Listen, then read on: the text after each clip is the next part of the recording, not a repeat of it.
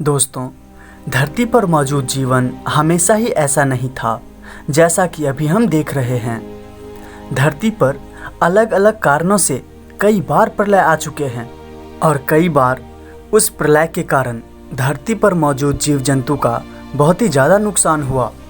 आज हम एक ऐसे ही प्रलय की बात करने वाले हैं जब धरती पर मौजूद जीव जंतु में से 50% से ज़्यादा जीव जंतु गायब हो गए थे। हेलो दोस्तों, स्वागत है आपका हमारे YouTube channel my studies and knowledge TV में। अगर आप हमारे चैनल पर नए हैं तो चैनल को सब्सक्राइब कर बेल आइकन को ऑन करना ना भूलें।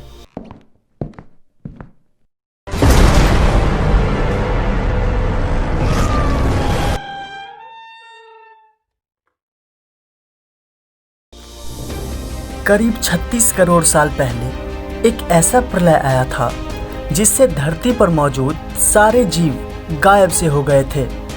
अभी तक इसके पीछे एस्टेरॉयड, क्लाइमेट चेंज, समुद्र स्तर में बदलाव और ज्वालामुखी जैसे कारणों को माना जा रहा था, लेकिन हाल ही में एक रिसर्च में पाया गया कि इस प्रलय का जिम्मेदार धरती से 65 प्रकाश वर्ष दूर मौजूद कुछ सितारे हैं।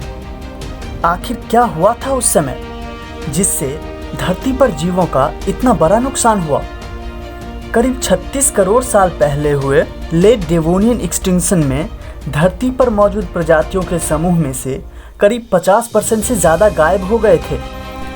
जैसा कि हमने आपको बताया, अभी तक इसके पीछे एस्टेरॉयड, क्लाइमेट चेंज, समुद्र स्तर में बदलाव और ज्वालामुखी जैसे कारण माने जा रहे थे। हालांकि अमेरिका के रिसर्चर्स ने डेवोनियन और उसके बाद आए युग कार्बोनिफेरस के बीच में मिली चट्टानों को स्टडी किया तो उन्हें कुछ ऐसा मिला जिससे कि विनाश की वजह बदलती हुई दिखाई दे रही थी।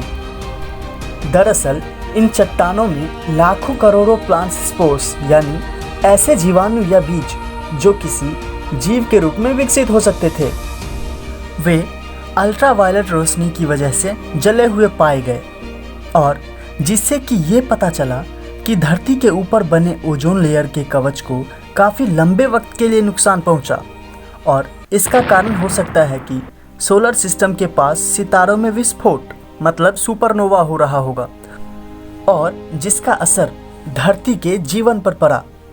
यूनिवर्सिटी ऑफ इलिनॉय के एस्ट्रोनॉमर ब्रायन फील्ड्स ने proceedings of the national academy of sciences journal में छपे पेपर में बताया कि ज्वालामुखी या ग्लोबल वार्मिंग जैसे कारणों से ओजोन लेयर को नुकसान ज़रूर होता है, लेकिन जिस समय काल की यहाँ बात हो रही थी उस दौरान ऐसी किसी भी घटना का सबूत नहीं है और इसकी भी संभावना कम है कि गामा रे बस्टर्स, उल्कापिंड या सूरज में होने वाले विस्फोट की वजह से ऐसा हुआ हो, क्योंकि इनकी वजह से ओजोन पर जो असर होता है वह ज़्यादा दिन के लिए नहीं रहता है, जबकि सुपरनोवा में इतनी ताकत होती है कि वो ओजोन लेयर को काफ़ी दिनों तक डैमेज कर सकती है।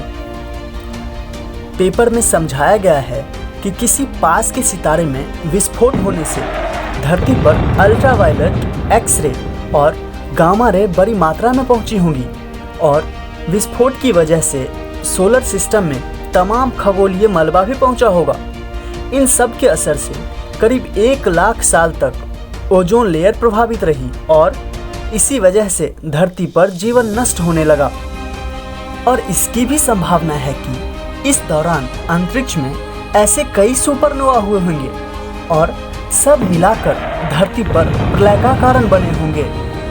हालांकि यह एक थ्योरी है और इसे साबित करने के लिए खास रेडियो एक्टिव आइसोटॉप प्लूटोनियम 244 और समैरियम 146 को इस समय काल की चट्टानों और जीवाश्मों में खोजा जाएगा।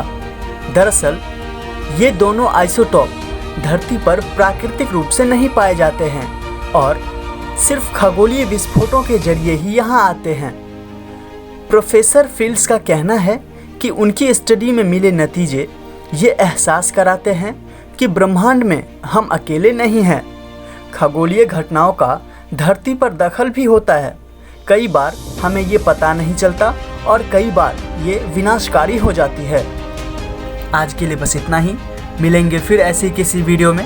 तब तक के लिए इजाज़त चाहूँगा। अगर आप हमारे चैनल पर नए हैं तो चैनल को सब्सक्राइब करना ना भूलें और साथ में बेल आइकन को भी ऑन कर लें ताकि आपको मिलती रहेगी हमारी ऐसे ही वीडियो का नोटिफिकेशन। तब तक के लिए धन्यवाद।